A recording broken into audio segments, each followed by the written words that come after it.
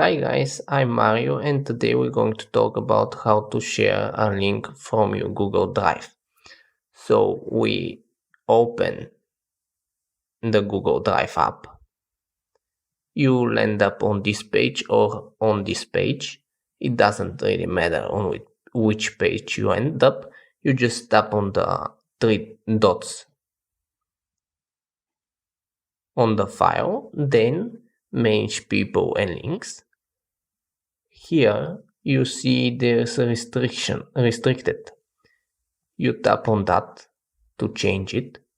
Now choose anyone with the link. You can change the permission. For now it's just to view the file. You can edit it. So now the person who opens the file can also edit the file. If you want to copy the link to share the file, just tap on the icon at the top right corner. Now paste it wherever you want.